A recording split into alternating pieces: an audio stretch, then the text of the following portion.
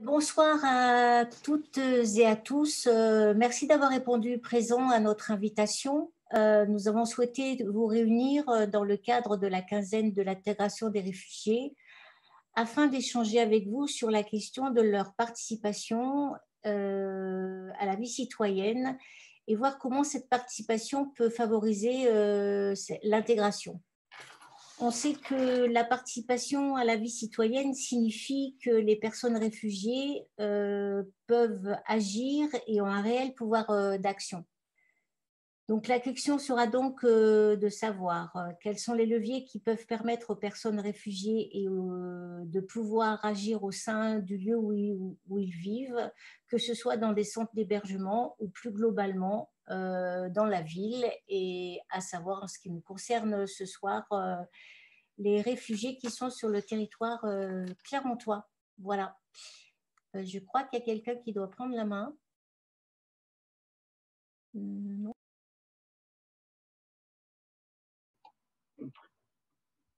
Oui, bonsoir. Donc, je ne sais pas si vous m'entendez. En tout cas, bonsoir à tous et merci à la ville de Clermont pour m'avoir invité à animer cette vidéoconférence. Je voudrais remercier plus particulièrement le CTAIR, Noémie et Natacha, sans oublier Chantal Charade, la grande instigatrice de cette action. Alors, c'est une grande nouveauté pour moi, mais peut-être aussi pour vous, d'animer un tel événement à distance, puisque aucun des intervenants n'est réuni en présentiel, chacun derrière son écran, comme le public d'ailleurs. Et je tiens d'ailleurs à remercier aussi tous nos intervenants qui se sont tous prêtés au jeu. Mon rôle va consister à animer cette conférence et les débats, à distribuer la parole aux participants, à être le maître du temps, il en faut un. Chaque intervenant a un temps de parole minuté et il m'appartiendra de le faire respecter. Alors, à la fin de toutes les interventions, et non pas après chaque intervention, nous disposerons d'un temps de questions et de réponses, d'échanges, pour revenir sur les propos et les propos des intervenants. Alors, pour cela, les questions devront être posées à travers le chat, uniquement par ce canal, car aucune personne du public ne pourra prendre directement la parole.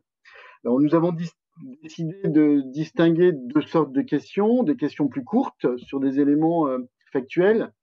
Par exemple, dans le cas de l'intervenant pourra directement répondre aux questions qui lui sembleront les plus pertinentes et qui ne demanderont évidemment que quelques phrases de réponse. Et des questions un peu plus longues qui nécessiteront un débat, un échange.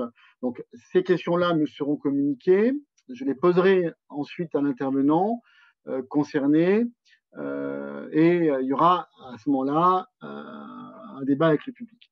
Voilà, donc je vais enchaîner dès maintenant. Notre premier intervenant qui a la charge d'introduire cette conférence est Laurent Delbos. Donc Laurent Delbos occupe le poste de responsable du plaidoyer pour Forum Réfugiés COSI, c'est-à-dire qu'il a en charge le suivi et l'analyse des politiques publiques en lien avec les missions de l'association. Autrement dit, il est en charge des questions d'accueil et d'accompagnement des demandeurs d'asile, d'intégration des réfugiés, aussi de l'aide à l'exercice des droits de l'étranger en rétention.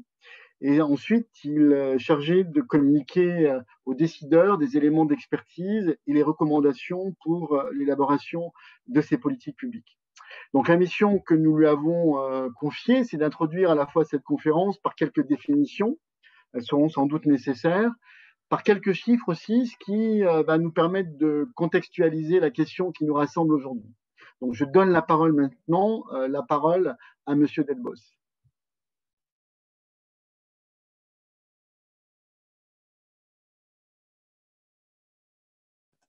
Donc c'est bon, mon micro est ouvert. Donc merci Merci pour me donner l'occasion de m'exprimer à l'occasion de cet événement au nom de l'association Forum Réfugiés COSI.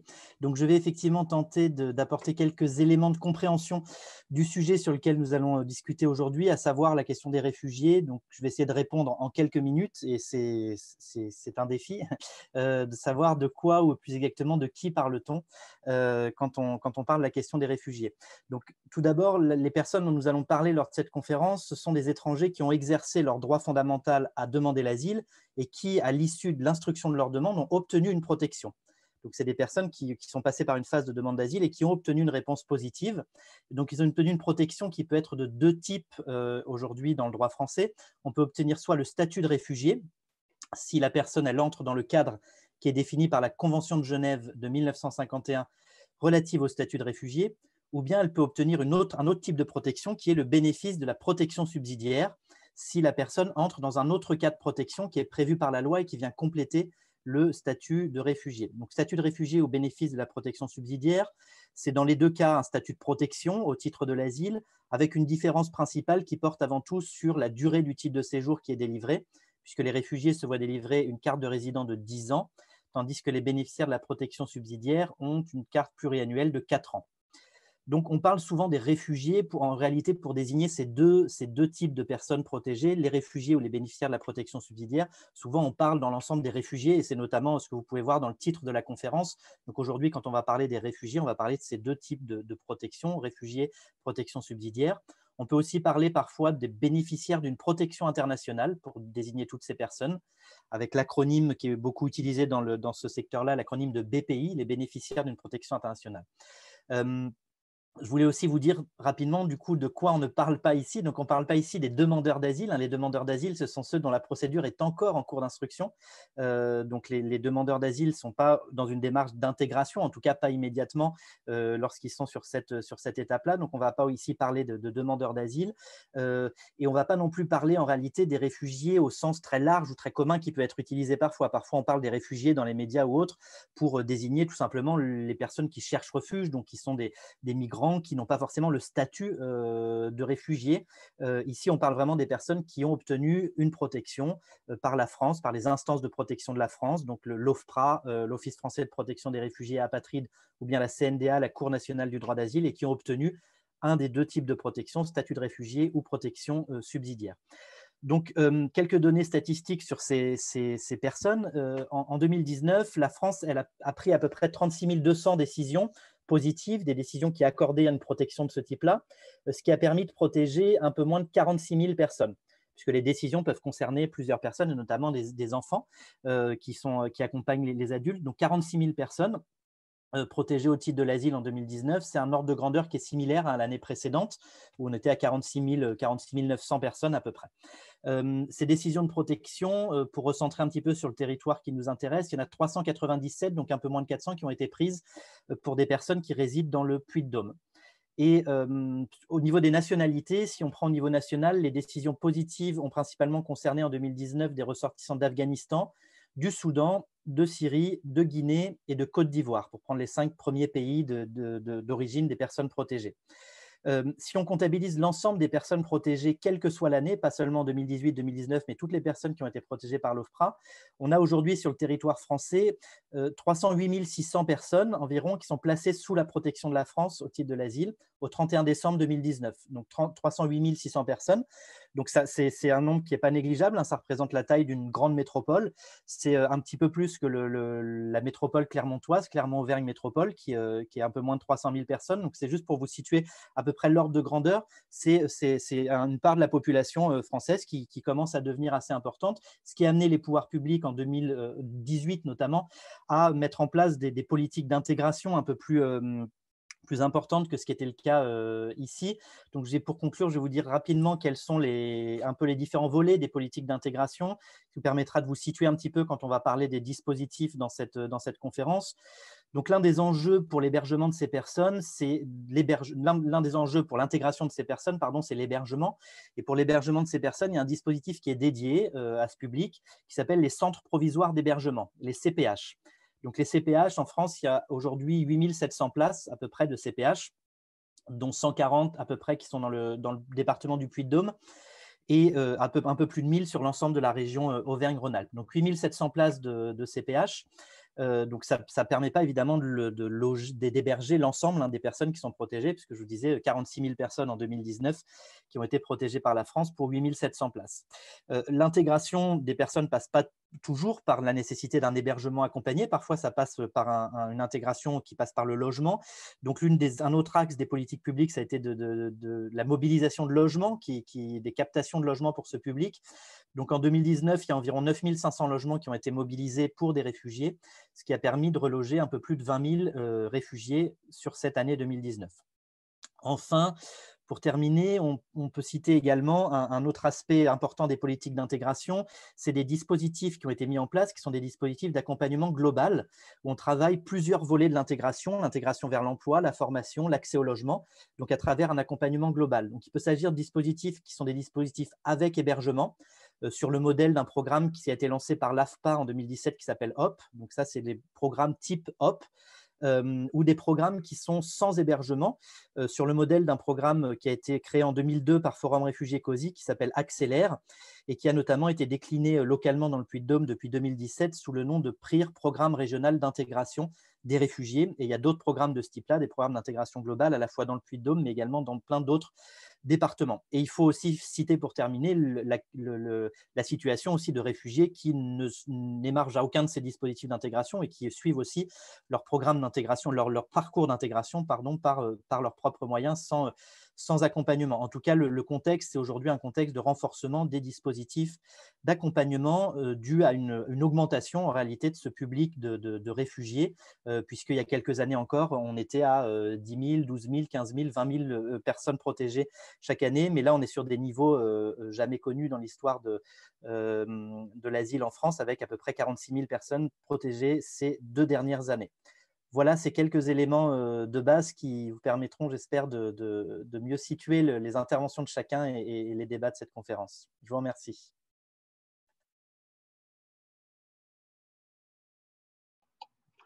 Merci, Monsieur Tardieu, pour avoir aussi bien réussi le défi que nous vous avions lancé, c'est-à-dire à la fois de définir et de contextualiser en quelques minutes le sujet qui nous réunit ce soir. Alors, sans perdre de temps, je vais de nouveau laisser la parole à Madame Tardieu, qui est adjointe au maire de Clermont-Ferrand, en charge de la santé publique et de l'accueil des nouvelles populations, qui va nous parler tout de suite des réalisations de la ville sur la question de l'accueil et la participation. Voilà, donc je vous donne la parole, Madame Tardieu.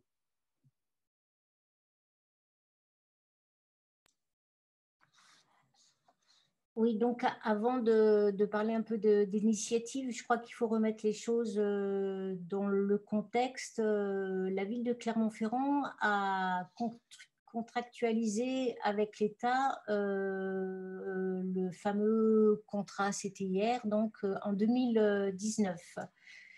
Donc, ce fut un contrat qui a été signé dans la volonté, effectivement, de faire mieux que ce qu'on pouvait faire jusqu'à présent, puisque effectivement, on avait sur le territoire de Clermont-Ferrand des personnes réfugiées, mais force était de constater que tout n'allait pas très bien. Donc, le but de ce contrat est effectivement de voir comment on pouvait améliorer les situations des personnes qui étaient sur le territoire de Clermont-Ferrand. Donc, pour la signature de ce contrat, 2 objectifs principaux ont été retenus. Tout d'abord, assurer le bon accueil des réfugiés en améliorant leurs conditions de vie, et fédérer les différents acteurs déjà présents sur le territoire clermontois. Concernant la méthode, nous avons souhaité, dans un premier temps, associer l'ensemble des acteurs dès le démarrage de notre engagement. 70 acteurs ont répondu présents à ce premier temps de travail, et c'est ainsi, dans une démarche de co-construction, qu'a été écrite la lettre d'engagement. Dans un second temps, une cohorte a été mise en place pour nous éclairer, pour établir un meilleur diagnostic territorial et pour que, comment dirais-je, que les gens puissent participer aux différents projets définis dans le contrat. Quand je dis les gens, c'était forcément les personnes réfugiées, parce que vous vous rendrez compte dans tout ce qu'on va dérouler en ce qui concerne la ville de Clermont-Ferrand, notre fil rouge concernant cette contractualisation était bien évidemment à chaque fois de faire le lien pour que les personnes réfugiées puissent intervenir à chaque moment de ce contrat. Donc, aujourd'hui, excusez-moi, je n'ai pas l'habitude de parler en physio, donc c'est un peu compliqué pour moi. Donc, je reprends. Aujourd'hui, sur les réfugiés, 100 personnes sont régulièrement sollicitées. Et je tiens donc à resignaler que c'est véritablement un point d'ancrage concernant la signature de notre contrat. On a effectivement, c'est ainsi que dans tous les projets que la ville a menés à travers l'équipe du CTIR, les personnes réfugiées ont été entendues et ont pu par la même occasion participer. Donc ils ont été contactés, on les a entendus pour leur témoignage et ils ont donc après pu participer à toute la programmation donc, du contrat. Au focus group qui ont eu lieu en février 2020, ils ont fait entendre leur voix concernant les problématiques rencontrées, à savoir le logement, l'apprentissage du français, l'emploi, etc. Ces focus group ont permis de lancer l'appel à contribution. Suite à cet appel à contribution, un comité de sélection a eu lieu pour sélectionner les projets qui seraient financés avec l'enveloppe du CTIR. 2 personnes réfugiées nous ont fait le plaisir d'être présentes et nous ont donné leur avis concernant ces projets. Pour information, nous avons reçu 23 projets et le comité de sélection en a retenu 12. Toujours pour illustrer cette participation, nous avons associé nos réfugiés pour le rallye de l'intégration et le train de la solidarité, ces 2 événements qui ont eu lieu en fin d'année 2019. Ce fut également le cas pour cette quinzaine de l'intégration où la démarche a été toujours dans la co-construction avec un groupe de pilotage de 6 personnes réfugiées qui ont pu donner leur avis sur différents événements. Il est à noter que cette participation doit continuer à être mise en place sur l'ensemble des projets émanant du CTIR et doit être encore approfondie pour permettre à tout réfugié présent sur le territoire clermontois d'être présent et s'approprier la ville et ainsi favoriser l'intégration. Voilà. J'étais un peu confuse, excusez-moi, j'ai été un peu troublée par le fonctionnement de tout ça. Enfin, il faut retenir qu'il y a eu effectivement signature du contrat en 2019 avec l'axe de toujours associer les personnes réfugiées dans toutes les modalités du contrat, que les acteurs ont véritablement joué le jeu et répondu présent, et ça a été très important parce qu'effectivement, ils ont eu l'occasion de bien faire remonter. Déjà, ils étaient contents de tous se voir parce que des fois, on téléphone à des personnes, mais on ne sait pas véritablement à qui on a affaire. Là, les gens étaient contents de se rencontrer, ont pu échanger et ont pu effectivement indiquer ce qui leur semblait compliqué et voir ce qui ne marchait pas. Donc ça a été très, très important, ce qui a permis effectivement de mettre en place après les fameux focus group dont je vous parlais. Et de ces focus group, ont pu se dégager des thématiques et après, les personnes ont ont posé leur candidature pour que les projets soient retenus. Donc 12 sur 23. Et à peu près de mémoire, je dirais que tous ont commencé à être mis en place. Donc, même si on forçait de constater que le Covid n'aide pas effectivement à la réalisation comme on le souhaiterait, mais c'est bien parti pour être mis en place. Et le fait qu'effectivement, on suive les personnes qui soient sur le territoire clermontois est une chose importante, puisqu'effectivement, elles pourront effectivement, je vois Rabab et Suzanne qui sont là, pourront effectivement bien nous faire remonter leur impression qu'elles ont eue par rapport à la signature de ce contrat et déjà comment elles peuvent témoigner de ce qui peut en résulter. Voilà, je crois que j'ai fait un résumé succinct de l'historique depuis 2019. Voilà, si je n'ai pas été claire sur certaines choses, n'hésitez pas à me le dire et je répondrai à vos questions, bien évidemment. Merci.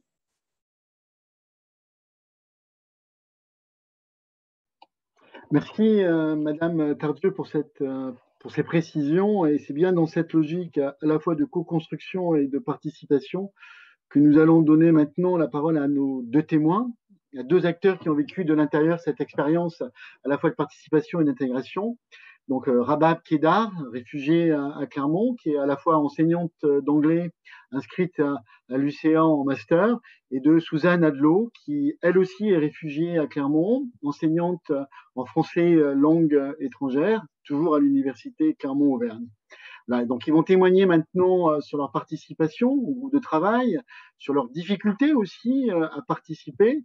En tout cas, on attend beaucoup de ce témoignage. Maintenant, je vous donne la parole, Rabab, et à Suzanne, c'est vous.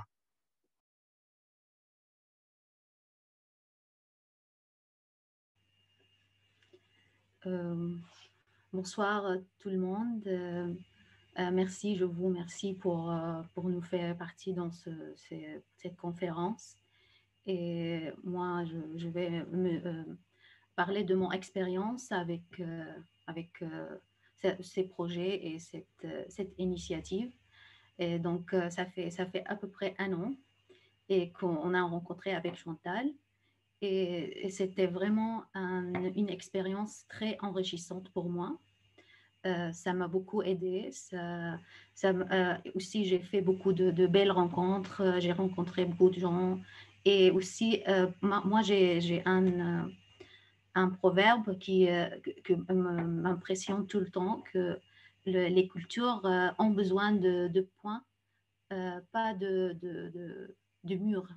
Et donc, je trouve, moi et Suzanne, notre partie dans ce projet qui est pas très, je pense, pas très grand, mais il est comme on donne notre regard.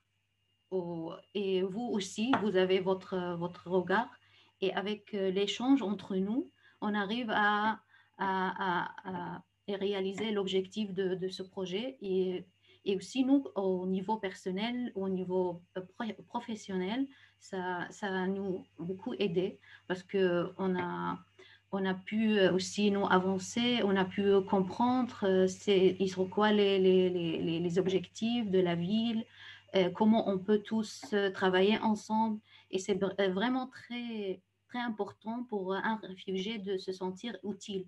Et c'est pour nous, pour moi, au moins, c'est très important quand Chantal m'appelait pour me dire on voulait prendre votre opinion sur les projets. Et c'était vraiment très important pour moi quand on a lu tous les projets. Et pour moi, ça me donne beaucoup le connaissance de comment les choses fonctionnent. Et c'est vraiment très, très important parce que nous, comme réfugiés, on se sent toujours comme des gens dans le besoin et on aimerait bien être quelqu'un qui est utile pour la communauté où on habite, les réfugiés aussi, les gens aussi. Donc, c'était très, très bien pour moi. Et on a fait plusieurs expériences de début où on était invité pour la première réunion où on a rencontré pour préparer, organiser le projet de train de la solidarité qui était vraiment un projet très réussi et on a pu participer. Moi, j'ai amené mes élèves. C'était une expérience pour eux très importante parce qu'ils m'ont dit qu'ils ne savaient pas que les situations des réfugiés, pour eux, c'était quelque chose qu'ils n'ont pas d'idée comment ça se passe. Et aussi après le projet avec pour le comité de sélection, c'était aussi très enrichissant pour moi au niveau personnel. Et pour parler un peu de négatif, ça c'est tout les positifs, c'est très bien, je me sens utile, je voulais vraiment participer, je voulais être plus engagée dans des projets où je pense que je peux aider les autres, être solidaire avec tout le monde qui habite à Clermont-Ferrand. Mais par rapport les choses un peu négatives, moi, je trouve que les projets, ils étaient très bien faits, tout est organisé, mais en même temps, il y avait de manque un peu pour moi par rapport à mon opinion personnelle, mais je ne sais pas si... le manque, c'est dans des projets, on a l'objectif de vraiment aider les réfugiés. Et ça, c'est déjà très bien, c'est humain, c'est très bien. Mais on n'a pas dans ce projet, moi, je ne trouve pas l'importance de l'embauche pour quelqu'un pour aider les réfugiés à réussir. Moi, je trouve que pour nous, comme réfugiés, c'est très important de réussir, de travailler, d'apprendre la langue. Moi, je trouve que les projets sont plutôt pour pas tous, hein. Il y a beaucoup de projets qui étaient très bien pour l'apprentissage de la langue, pour les formations, pour le travail et tout ça. Mais il y en a beaucoup qui sont pour aider les réfugiés dans des situations, pour faire des activités avec eux, pour la psychologie, pour la psychiatrie et tout ça, c'est très bien. Mais moi, je trouve que le manque, parce que les services pour aider les gens au logement, aux assurances maladie, tous les services sont très bien faits, sauf, je trouve, il y a un manque pour les formations, former les gens à travailler. Ça, c'est que moi, je peux dire. Et à part de ça, je trouve que l'expérience est très bien. Je vous remercie tous et j'aimerais bien continuer d'être utile s'il y a d'autres opportunités. Et merci.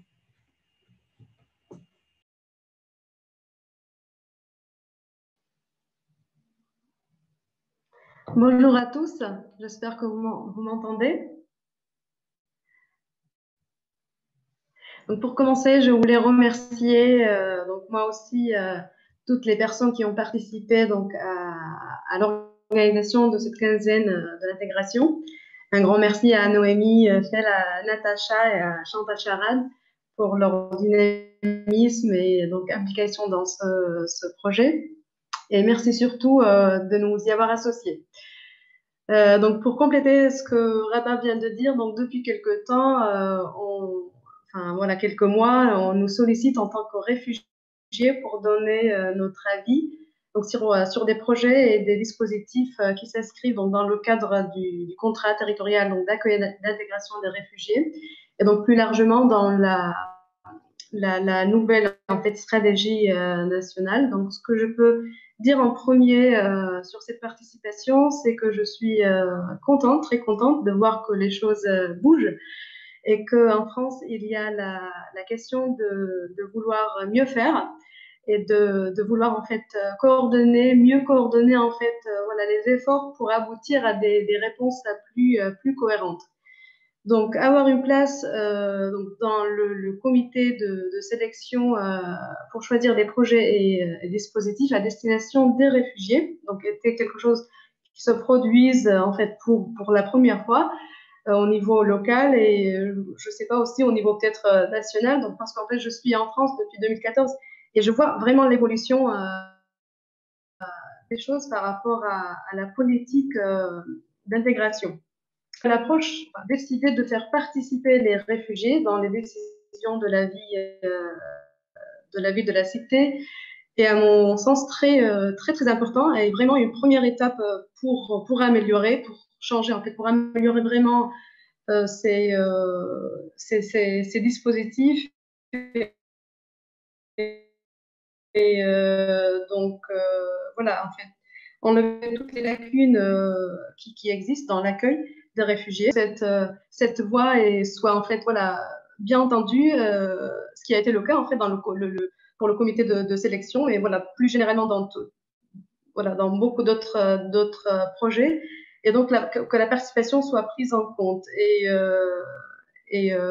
là-dessus, en fait, voilà, on a, si je parle au nom d'autres réfugiés, on a tout espoir que ça continue dans cette voilà dans cette démarche-là, et on souhaite que cette participation, cette implication des réfugiés soit tout le temps favorisée et qu'elle soit étendue en fait à beaucoup à d'autres personnes, parce que là en fait par exemple dans la cohorte le nombre de personnes s'élève à 100 personnes, mais il y a encore en fait beaucoup d'autres personnes qui peuvent être concernées et qui peuvent apporter leur voix en fait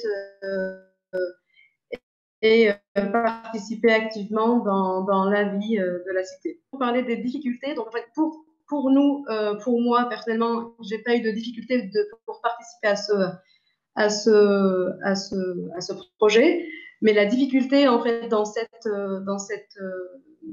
approche en fait de faire participer les réfugiés passe, je pense en fait où se trouve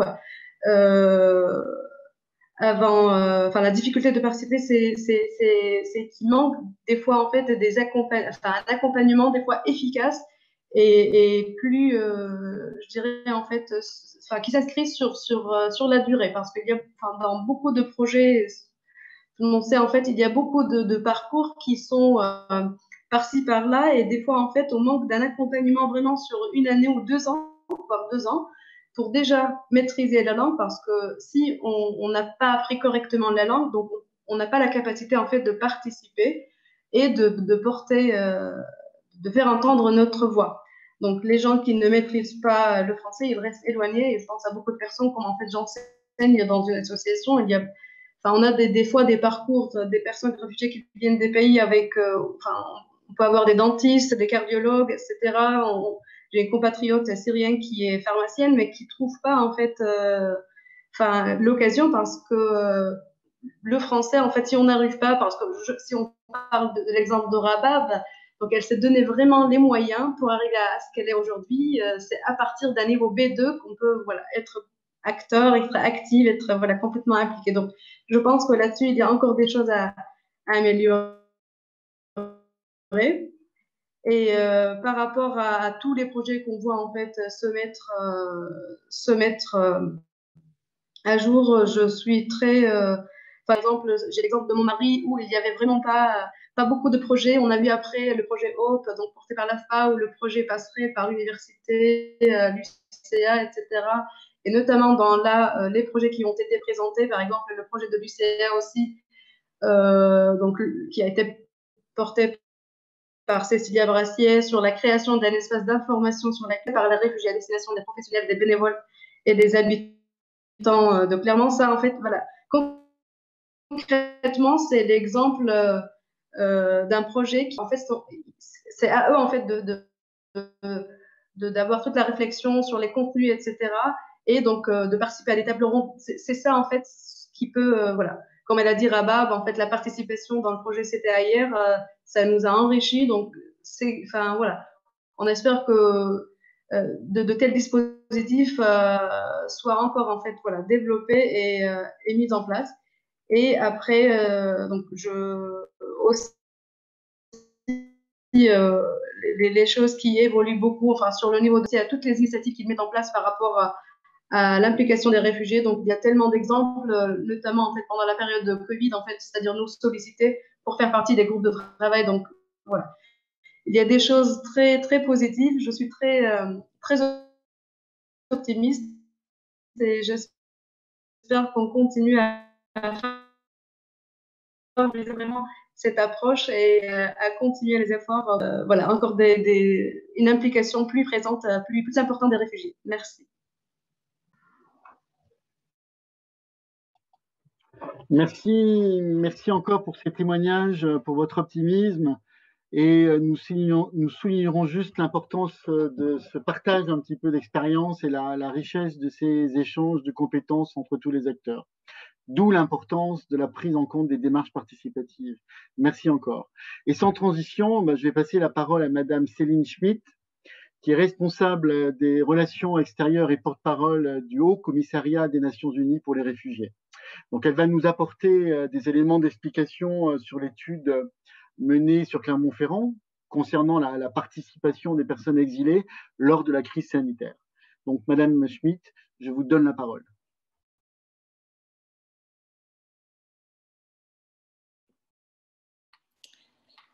Merci beaucoup à vous et merci beaucoup pour cette invitation. Je voulais simplement commencer ma présentation effectivement par des remerciements bien sûr à la ville de Clermont-Ferrand et à ce nouveau projet et cet nouvel accueil après l'accueil chaleureux que nous avions eu lors du passage du train de la solidarité à Clermont-Ferrand en décembre dernier. Et bravo pour tout le travail qui a été mené par les différents acteurs sur le territoire en matière de participation des réfugiés. J'étais très heureuse d'entendre certaines avancées. Je connais aussi Rabab et Suzanne, et donc bravo pour ce que vous faites, c'est très très bien. Pour nous, au HCR, la participation des réfugiés est au cœur de notre travail. Et qu'est-ce que ça veut dire en fait la participation des réfugiés? Ça veut dire une implication des personnes réfugiées dans toutes les étapes d'un projet, depuis l'étude des besoins, la définition du projet, l'élaboration, la mise en œuvre et l'évaluation. Et c'est effectivement ce que vous présentiez aussi par rapport au travail qui est fait à Clermont-Ferrand. Ça fait partie du cycle de programmation du HCR. Nos programmes dans le monde sont basés sur des évaluations participatives avec les réfugiés dans les différents pays dans lesquels on travaille. L'importance de cette participation des réfugiés a été rappelée plus récemment aussi lors du pacte mondial sur les réfugiés qui a été adopté en 2018 et l'organisation du premier forum mondial sur les réfugiés à Genève en décembre 2019. C'est d'ailleurs dans ce cadre-là que le train de la solidarité a fait étape à Clermont-Ferrand pour mettre en avant le rôle central des villes dans l'accueil des réfugiés et la nécessité de créer une rencontre entre les différents acteurs et une rencontre avec les réfugiés. Et je reviendrai sur ce point tout à l'heure quand je vous parlerai de l'étude qu'on a faite. Et donc, le Forum mondial et le Pacte mondial sur les réfugiés ont eux aussi été élaborés en collaboration avec les réfugiés qui sont maintenant impliqués aussi dans la mise en œuvre et dans l'évaluation de différents projets. Donc, dans le contexte européen 2015, avec une mobilisation en fait, de bénévoles, de volontaires dans différents pays, on a décidé au HCR de faire des études spécifiques en Europe sur cet engagement volontaire et notamment l'engagement bénévole des réfugiés. Et c'est dans ce cadre-là qu'en France également, on a conduit une étude sur quel est l'engagement bénévole des réfugiés, mais aussi des demandeurs d'asile, parce qu'on a étudié aussi, certains des participants étaient des demandeurs d'asile, donc quel est leur engagement bénévole? Notre étude a été faite dans 8 territoires en France, dont le Puy-de-Dôme.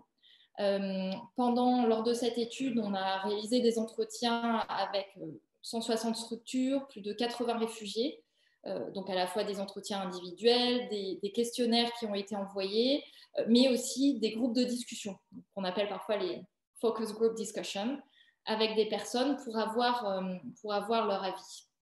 Et si vous me le permettez, parce que ça permettrait à tout le monde de voir, en fait, je vais vous partager mon écran pour que vous puissiez voir, en fait, de façon un peu plus facile, quels sont en fait, et donc vous voyez, je vous disais en fait, donc l'étude, quelles sont les données et quels sont les territoires en fait qui ont été concernés par cette étude. Et l'objet de l'étude était de voir quel est le degré d'implication des réfugiés dans des activités bénévoles. Donc, quelle est leur participation? Quels sont les défis rencontrés dans le cadre de cette implication bénévole? Mais aussi, quelles sont des solutions pour faciliter la participation? Donc, tout d'abord, parmi les défis rencontrés, et encore, je ne vais pas répéter ce que Suzanne et Rabab ont dit tout à l'heure, mais on voit effectivement des points sur lesquels on a nous aussi les mêmes constats. Et donc, parmi les défis rencontrés, et donc là, c'est à la fois des structures, des associations qui proposent en fait des activités de bénévolat aux réfugiés et qui ont des bénévoles réfugiés, mais aussi des personnes qui elles-mêmes sont bénévoles, des personnes réfugiées qui sont bénévoles, qui nous ont fait part de ces défis. Donc, un des premiers défis à la participation sont liés aux barrières culturelles et linguistiques. Et donc, effectivement, souvent les absences de moyens dans les structures en matière d'interprétariat, en matière aussi de médiation culturelle. Et ces absences de moyens sont des défis à la participation des réfugiés et à leur engagement bénévole. Ensuite, parfois aussi les méthodes de travail, la culture, les ressources dans les différentes structures. Donc là, encore une fois, parfois un manque de ressources pour pouvoir adapter des moyens de communication, encore une fois, pour faire de la traduction, pour faire de l'interprétariat, pour mettre en place des méthodes qui sont... ce qui est utile et demandé par les personnes, c'est aussi des moyens de communication, par des appels téléphoniques, par des SMS. On parle beaucoup de connectivité actuellement et beaucoup de choses se font de façon digitale, mais ça peut être un frein à la participation, et j'en viens maintenant au défi suivant, qui est lié en fait aux conditions économiques et sociales des personnes réfugiées. La priorité et tout d'abord de se stabiliser, d'avoir accès à un emploi, d'être autonome en fait. Et donc pour pouvoir participer et être bénévole, il faut d'abord pouvoir en fait être stabilisé et donc avoir accès aussi parfois à de la connectivité. Et donc ce sont ces défis qui doivent être surmontés pour permettre une bonne participation.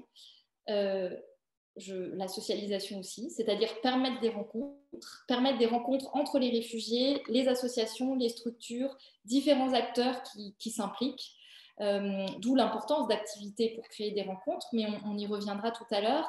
Et aussi un défi qui est la prise en compte des situations de vulnérabilité.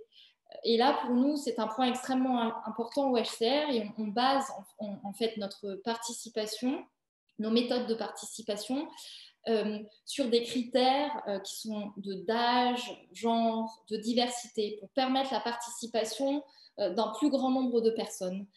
Parce que parfois, le fait d'être dans des situations vulnérables peut empêcher des personnes de participer. Maintenant, pour les solutions. Ah, je crois que mon écran est bloqué. Voilà. Pardon, j'ai cru que j'étais bloquée pendant 30 secondes. Donc, je vous ai parlé un peu des défis, mais je pense que la chose la plus importante, et on le voit encore une fois à Clermont-Ferrand, et pour nous aussi, c'est quelque chose d'important actuellement. Essayons de réfléchir ensemble à des solutions et de voir ce qu'on peut faire pour trouver des solutions. Donc, quelles sont les solutions pour faciliter la participation des réfugiés ? Tout d'abord, dans l'esprit qui est aussi celui du Pacte mondial sur les réfugiés, c'est d'adopter une approche qui engage toute la société, créer des liens entre les différents acteurs de la société et favoriser le dialogue avec les personnes réfugiées, favoriser la rencontre.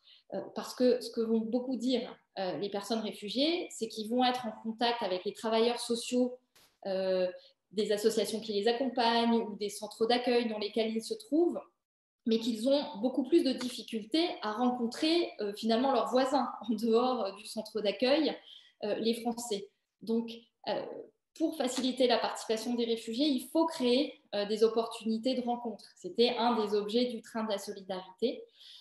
Créer des conditions qui sont propices à l'engagement, et donc c'est-à-dire faire en sorte que les réfugiés aient accès à cette autonomie dont ils ont besoin. Suzanne Rabat parlait tout à l'heure du besoin d'avoir accès à un emploi, du besoin d'être stabilisé en fait, pour pouvoir s'engager. Faciliter aussi le partage d'informations. Qu'est-ce que ça veut dire d'être bénévole? Quelles sont les opportunités de bénévolat? Adapter les outils de communication, et je vous le disais tout à l'heure, des outils de communication qui comprennent des appels téléphoniques, des SMS, de pouvoir avoir accès à de l'interprétariat. Donc c'est très important, encore une fois, pour permettre la participation. Je reviens sur les travailleurs sociaux, parce qu'effectivement, le rôle des travailleurs sociaux est essentiel. Ils créent une relation de confiance avec les personnes réfugiées qu'ils accompagnent.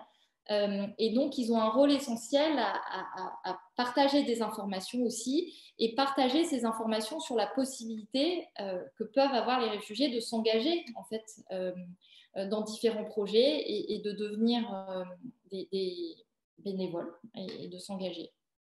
Expliquer quelle est la notion, qu'est-ce que ça veut dire en fait d'être bénévole, quelles sont les différentes missions de bénévolat qui peuvent être disponibles. Soutenir aussi, une des solutions, c'est soutenir les personnes réfugiées à pouvoir oser s'engager, c'est-à-dire les accompagner aussi dans cet engagement, inclure les réfugiés dans les processus décisionnels. Et je ne vais pas trop m'attarder là-dessus parce que je sais que Sophie, tout à l'heure de l'IFRI, en parlera aussi, mais c'est par rapport à ce point-là aussi qu'on travaille sur une initiative avec la DIR, la délégation interministérielle à l'accueil et l'intégration des réfugiés et l'IFRI, sur un projet d'académie de la participation des réfugiés pour donner en fait toutes les clés et les compétences aux réfugiés de pouvoir s'engager dans des processus décisionnels et de devenir en fait des décideurs légitimes. Et encore une fois, comme je vous le disais, un point qui est très important pour faciliter la participation des personnes réfugiées, c'est de mieux prendre en compte les situations de vulnérabilité et d'accompagner des personnes qui auraient peu de temps disponible ou par exemple, des mères de famille qui ne seraient pas disponibles en soirée, voir comment elles peuvent participer à d'autres moments de la journée, des personnes qui se retrouvent en situation de handicap, des personnes qui n'osent pas s'engager, là aussi, trouver des moyens pour impliquer ces personnes. Donc, je vous encourage, si ça vous intéresse, à lire notre étude qu'on a publiée la semaine dernière. Je pourrais également vous faire suivre le lien et vous pourrez lire plus en détail quels sont les défis et les solutions. Mais je voudrais, parce que je suis consciente du temps qui passe, je voudrais finaliser ou finir mon intervention par quelques exemples concrets de participation des réfugiés et revenir sur la période difficile que nous avons tous vécue, qui est liée au Covid, qui est liée à cette pandémie mondiale et qui est liée au confinement aussi que nous avons vécu.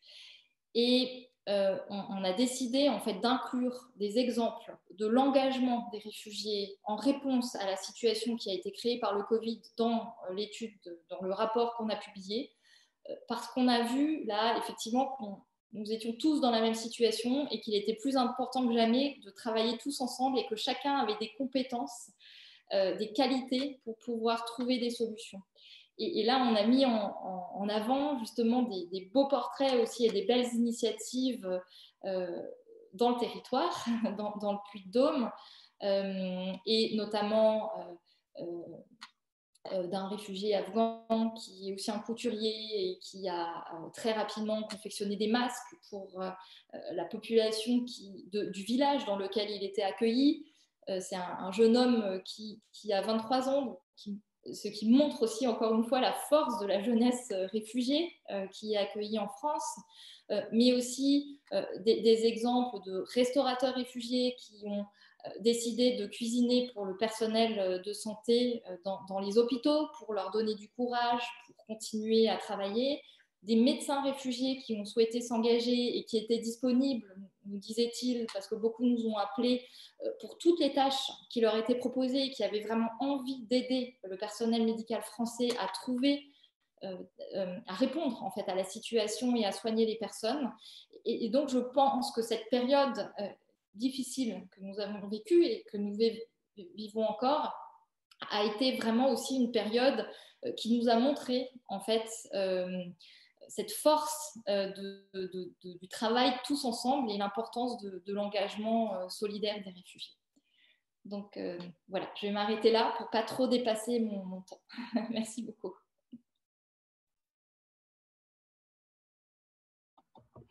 Merci beaucoup, Madame Schmitt, pour tous ces éléments de compréhension sur cette étude qui a été menée à Clermont-Ferrand. Vous nous avez donné envie de lire justement vos travaux. On ne manquera pas d'ailleurs de le faire.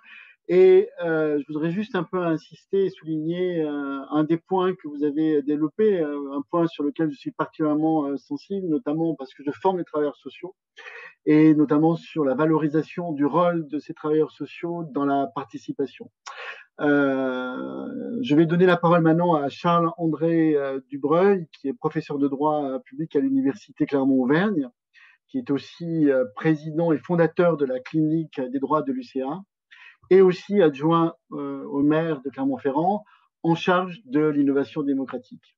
Donc, il va développer ce qu'il est possible de faire pour une ville sur le plan juridique pour favoriser la participation des réfugiés. Donc, je donne sans tarder la parole à Charles-André Dubreuil.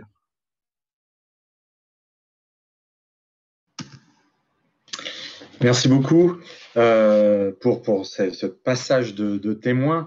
En effet, j'interviens ce soir à plusieurs titres. J'ai plusieurs casquettes. D'abord en tant qu'adjoint au maire de Clermont-Ferrand, en charge de l'innovation démocratique. Je souhaitais déjà féliciter et remercier tous les organisateurs de cette conférence et plus généralement féliciter tous celles et ceux qui ont contribué au bon déroulement de la quinzaine de l'intégration à Clermont. Je suis particulièrement heureux ce soir d'être parmi vous et je vous remercie de m'avoir invité.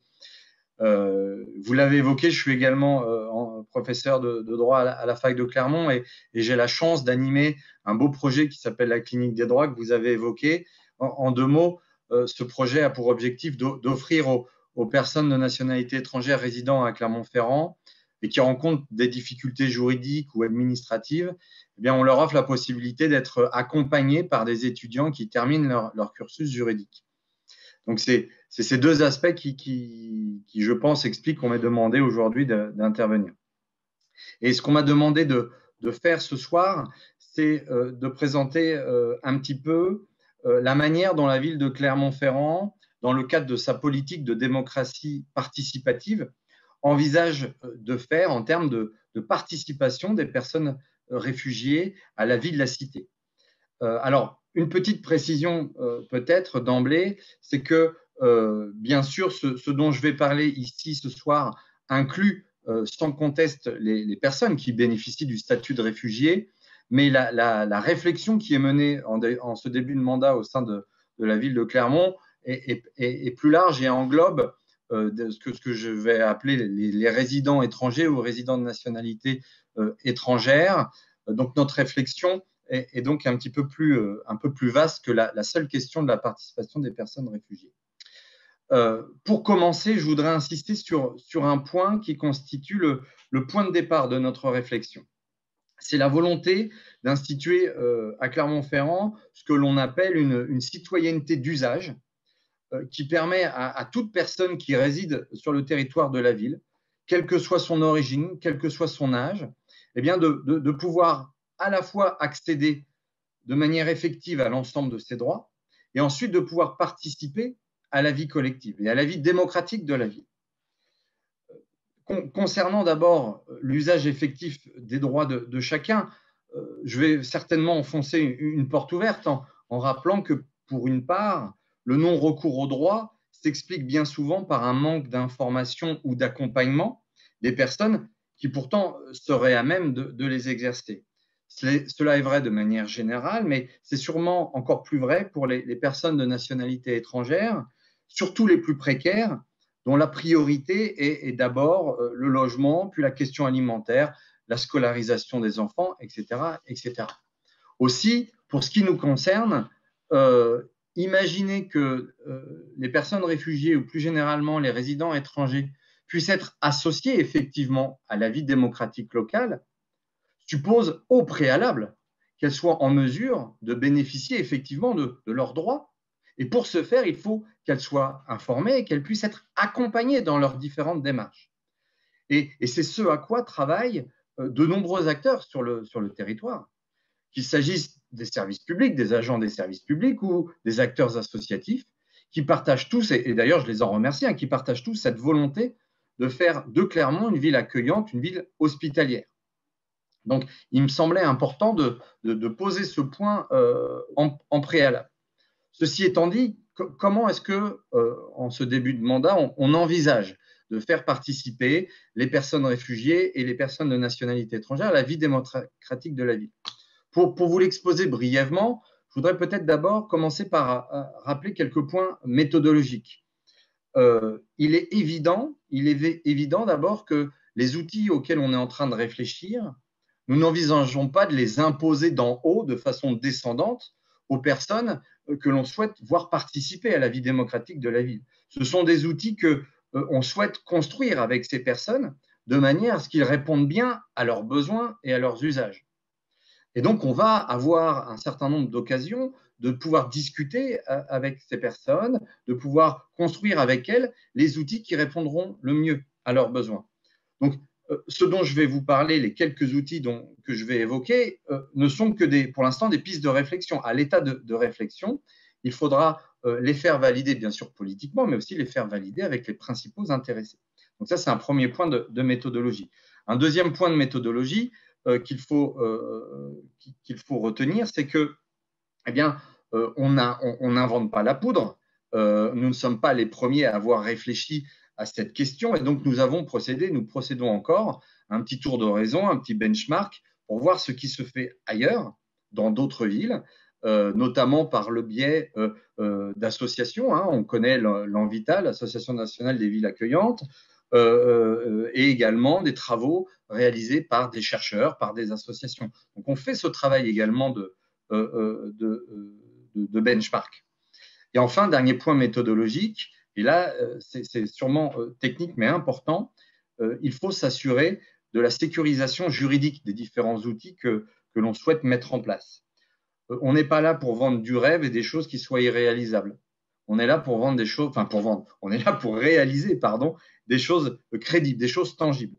Or, je suis plutôt bien placé pour le savoir, à ce jour, les règles applicables en matière de démocratie participative ou la manière dont elles sont interprétées par les juges sont assez contraignantes, voire très contraignantes, et s'opposent parfois à la participation de personnes de nationalité étrangère.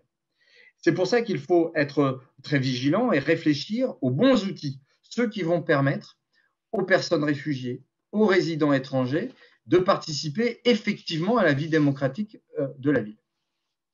Donc ces points méthodologiques étant rappelés, quelles sont nos pistes de réflexion aujourd'hui à la ville de Clermont-Ferrand? Pour schématiser, on peut dire qu'il y a deux grandes voies que l'on peut emprunter. Alors, on peut les emprunter de manière alternative, mais on peut les emprunter parallèlement. La première voie consiste à créer des mécanismes de participation qui sont dédiés aux personnes réfugiées et aux personnes de nationalité étrangère. La deuxième voie que l'on peut emprunter, consiste à s'assurer que dans toutes les instances consultatives, eh bien, les personnes réfugiées, les personnes étrangères soient effectivement représentées. De la même manière, s'assurer que lors de tous les moments de démocratie participative, eh bien, les personnes étrangères, les personnes réfugiées puissent effectivement participer. Alors, quelques mots sur ces deux voies, et j'insiste encore, elles ne sont pas alternatives, on peut très bien les suivre de manière parallèle. Sur la première solution, là encore, plusieurs villes en France retiennent déjà cette idée de constituer des instances dédiées à la participation des personnes réfugiées ou étrangères. On trouve des exemples à Nantes, à Grenoble, à Strasbourg, qui ont institué ce qu'ils appellent des conseils des résidents étrangers ou conseils des citoyens étrangers. Il s'agit de créer une commission consultative qui peut être saisie par le maire sur différents projets que la ville souhaite mettre en place. C'est un format assez souple qui permet d'octroyer à cette instance différentes attributions. Et là, il y a vraiment un enjeu de discussion, de concertation. Est-ce que c'est simplement une instance consultative ou au contraire, est-ce qu'on peut la saisir pour des choses un peu plus intéressantes? Est-ce qu'on peut lui octroyer un pouvoir de proposition ou d'évaluation? Donc là, il y a une vraie réflexion que l'on peut mener là-dessus. La seconde solution, la seconde voie, qui peut se rajouter à la première, consiste à s'assurer que dans les différentes instances consultatives que l'on va mettre en place ou qui existent déjà, on s'assure que les personnes étrangères et personnes réfugiées soient bien représentées. À Clermont-Ferrand, je vous donne juste un exemple, la loi nous impose de constituer des conseils de quartier. Eh bien, un travail de réflexion va être mené pour savoir comment faire en sorte que les résidents étrangers, que les personnes réfugiées puissent pleinement trouver leur place dans ces conseils de quartier. Et la même démarche pourra être engagée pour ce qui concerne les conseils de jeunes, par exemple, s'assurer que dans les conseils de jeunes, les personnes étrangères et réfugiés puissent être pleinement représentés. Autre exemple, il y a plusieurs moments de démocratie participative qui jalonnent une année dans une ville. Et à Clermont-Ferrand, il y a des campagnes de budget participatif, il y a des initiatives citoyennes qui sont menées, il y a des concertations qui sont menées. Il faut là aussi travailler à trouver le meilleur moyen pour faire en sorte que les personnes réfugiées, personnes étrangères puissent y participer. On y travaille pour faire, par exemple, sur les budgets participatifs, c'est quelque chose que l'on souhaiterait mettre en avant. Pour conclure sur l'ensemble de ces éléments, il y a un point de vigilance qui me semble extrêmement important. C'est que notre démarche doit être sincère. Cela ne doit pas être un gadget qui se rajouterait à d'autres gadgets. Il faut faire attention au demo washing. On parle parfois de déco washing. Là, c'est du demo washing. La démocratie participative, si on la propose aux personnes étrangères ou aux réfugiés, ça ne doit pas être simplement une sorte de service après-vente des politiques publiques. Et j'emprunte cette formule à une collègue élue. Il ne suffit pas de dire on a fait quelques concertations, on a fait quelques réunions publiques, c'est bon, on est dans les clous, peu importe ce qui se passe après, on a fait le boulot. Il faut vraiment que notre démarche soit sincère et pour se prémunir de ce genre de critiques, il faut vraiment qu'on soit en mesure d'évaluer au fur et à mesure que ce qu'on va mettre en place soit efficace et réponde bien, soit en adéquation avec les besoins des personnes réfugiées et personnes étrangères. Voilà. Encore une fois, merci. Merci beaucoup pour votre invitation et toutes mes félicitations pour cette conférence et cette quinzaine de l'intégration. Merci, Monsieur Dubreuil. Donc, nous retiendrons ce concept pragmatique de citoyenneté d'usage et surtout la volonté de le mettre en pratique. On a apprécié à la fois le discours du professeur de droit, le théoricien, mais aussi celui du praticien, de l'élu, qui a en cœur de mettre en axe cette citoyenneté d'usage à travers la démocratie participative. Alors, après ce bel exposé, je vais donner maintenant la parole à Agnès Fréchou, qui est chef de service dans un CPH, Centre provisoire d'hébergement à Aurillac, et aussi un usager, Jean-Pierre Hariri Mana, qui est à la fois réfugié et journaliste, reporter d'images. Donc je pense aussi que Madame Fréchou va nous montrer justement à travers ces images les actions du CPH et Jean-Pierre pourra aussi témoigner des difficultés qu'il a rencontrées lors de son passage à l'intérieur de ce centre provisoire d'hébergement. Je donne la parole à Agnès Fréchou. Oui, bonsoir à tous et à toutes. Donc, le CPH, Centre provisoire d'hébergement de Forum Réfugiés COSI, a été créé à Aurillac en 2017. Donc, on a une capacité d'accueil, on a 60 places. Ce sont des appartements diffus. Donc, on a 16 appartements diffus, 6 dans lesquels nous accueillons des hommes isolés en cohabitation, 9 pour des familles. Donc, on peut accueillir des familles monoparentales, on peut des familles, des dames toutes seules. Et on a un appartement où on accueille une dame isolée et une mère avec un enfant. Donc, au CPH, nous accueillons que des réfugiés, donc des bénéficiaires d'une protection internationale et principalement des personnes les plus vulnérables. Donc, c'est des personnes qui ne sont pas autonomes, qui ne maîtrisent pas le français, n'ayant pas de logement, avec des problèmes psychologiques ou physiques, ainsi que beaucoup de jeunes de moins de 25 ans. Donc, on les accueille pour une période de 9 mois, qui peut être renouvelée 3 mois. Suivant leur évolution au niveau de leur intégration. Les principales missions du CPH, donc, c'est l'hébergement temporaire pour les personnes, un accompagnement dans toutes les démarches administratives, un accompagnement vers l'emploi et la formation, l'accompagnement à la recherche d'un logement pérenne, et nous mettons en place aussi des animations sur des séances d'information sur les droits et les obligations des BPI durant leur prise en charge. Pour que vous ayez une petite idée, en 2019, on a accueilli 95 personnes. Et sur ces 95 personnes, on avait 55 adultes. Et pendant leur prise en charge au sein du CPH, 31 personnes ont été soit en emploi, soit en formation. Donc, au niveau de la participation des réfugiés, donc nous, c'est très variable, c'est suivant la vulnérabilité des personnes. Quand on organise des ateliers, ils ne sont pas obligés de venir, mais le plus souvent, ils acceptent de venir. Donc, on essaie de les faire participer aux diverses animations de la ville d'Aurillac. Donc, chaque année, il y a ce qu'on appelle la semaine interculturelle. Donc là, c'est un groupe d'associations qui se réunit, qui choisit un thème. Nous, dans ces cas-là, on réunit les réfugiés, on leur explique qu'il va y avoir cette action. On leur donne le thème et on essaie de voir avec eux qu'est-ce qu'ils voudraient mettre en place pour la semaine interculturelle. Donc, l'année dernière, c'était sur l'environnement. Donc, il y a un tableau derrière là, je ne sais pas si vous le voyez. Chaque réfugié a décidé de faire un tableau sur son pays en essayant de présenter l'environnement, les difficultés dans leur pays. Voilà, donc on a eu une dizaine de tableaux comme ça. Des réfugiés ont participé à l'atelier de créativité, donc qui était comment favoriser l'intégration des réfugiés en milieu rural. Donc c'était à partir de petits groupes de travail. Voilà. Et donc nous, certains se prennent en charge pour aller déposer leur CV dans les différentes entreprises, au sein des associations, des chantiers d'insertion, etc. Par exemple, cet été, 3 personnes ont déposé leur CV, sont partis discuter avec les chantiers d'insertion, ils sont partis pour ramasser les fruits.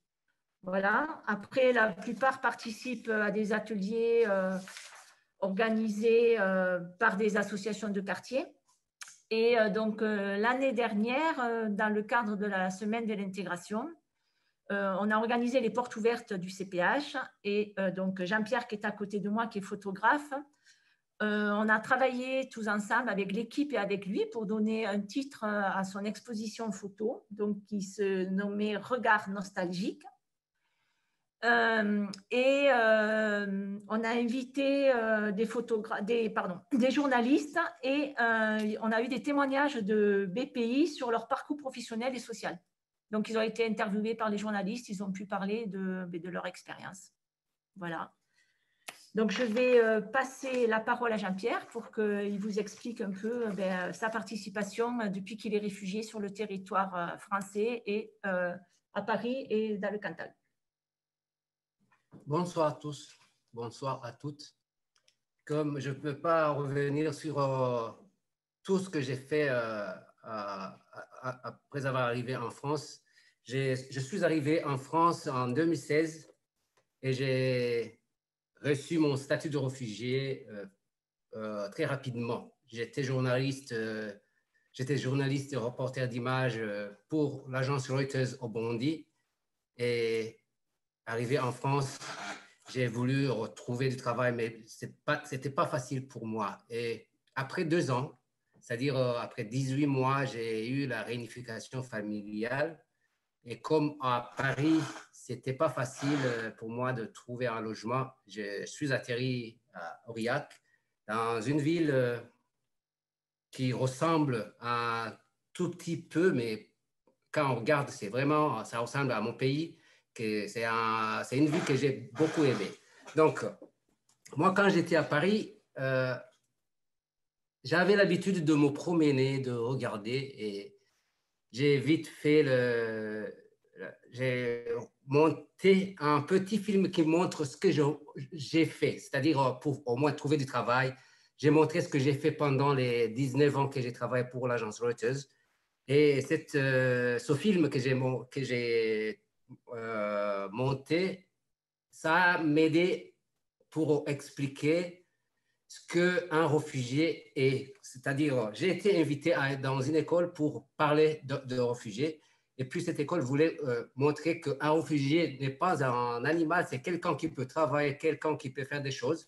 Donc, j'ai montré ce film et les enfants, les élèves entre 5 à 9 ans, ils ont compris qu'au moins, les réfugiés, comme on le dit, ce n'est pas des animaux, ce sont des gens comme les autres. Donc, arrivé à Aurillac, j'ai eu l'hébergement. J'ai été hébergé par CPH. On m'a aidé à faire des démarches. J'ai trouvé une formation. J'ai fait la formation d'installateur des réseaux de télécommunications. Donc, le journalisme, le reporter, j'ai abandonné. Donc, je commence à zéro. Je me suis converti en installateur des réseaux de télécommunications.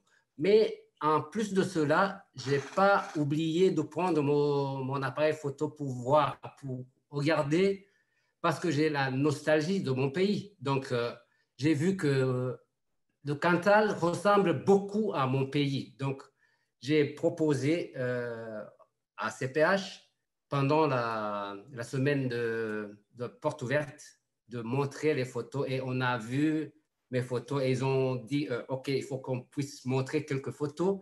Et puis, cette exposition, on l'a appelée Regard nostalgique. Donc, quand je regarde cette photo, ce sont des vaches de chez nous, mais il y a d'autres vaches en Cantal qui ressemblent presque à nos vaches. Donc, ça me donne l'envie de vivre à Aurillac. Donc, ça m'ouvre. Il y a le paysage, il y a tout ce que je peux trouver chez moi qui me donne envie de vivre à Aurillac. Ça, c'est côté photographe. Mais pour continuer, j'accepte des invitations. On m'a invité à Massiac pour parler du Burundi. Il y a une école française au Burundi qui est parrainée par Massiac. Donc, on m'a appelé pour parler du Burundi. L'autre image, belle image du Burundi, pas les problèmes de la crise. Et j'ai montré ce que j'ai fait, les photos que j'ai du Burundi, qui montrent l'autre image, belle image du Burundi. Les gens ont aimé là-bas et puis j'ai eu, comment dire, j'ai été au moins applaudi. Au moins, j'ai vu qu'on a pris au moins 1 heure pour m'écouter, pour dire au moins, il y a des gens qui font des choses, des belles choses. Donc, ce n'est pas seulement la crise qui fait le Burundi, mais il y a d'autres choses qui sont belles. Donc, ici, au CPH, je dirais que je suis un enfant gâté. Pourquoi? On est accompagné pour chercher de la formation, on est accompagné pour des démarches administratives, on est accompagné pour tout. Je viens de faire au moins 20 mois au CPH et maintenant j'ai eu mon logement. Je suis tranquille maintenant, même si j'ai fait la formation, j'ai eu le travail qui a été, mon contrat n'a pas été renouvelé pendant le confinement, mais je continue à chercher du travail et je ne veux pas rester à la maison parce que rester à la maison, ce n'est pas ça qui fait une personne. On est fatigué quand on reste à la maison que quand on se déplace. Donc, je continue à chercher du travail et j'espère trouver du travail car j'ai fait la formation et je peux faire beaucoup de choses. Et puis, je suis disponible pour aller dans des associations, aider ou même découvrir les autres endroits du Cantal. Je vous remercie. Je pense que c'est ça. Donc, moi, je suis bien à Aurillac. CPH m'a aidé beaucoup. Maintenant, comme j'ai le logement, je vais continuer à chercher du travail. Je suis vraiment gâté, je vous dirais.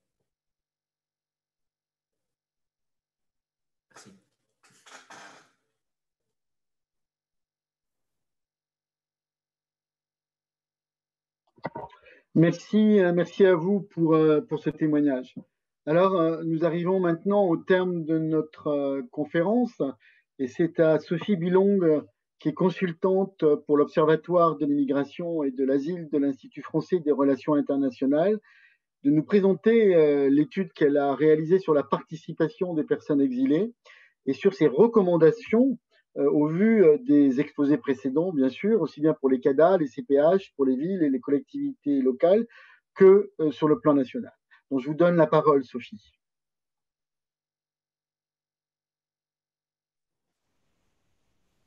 Oui, merci beaucoup. Bonjour à toutes et à tous.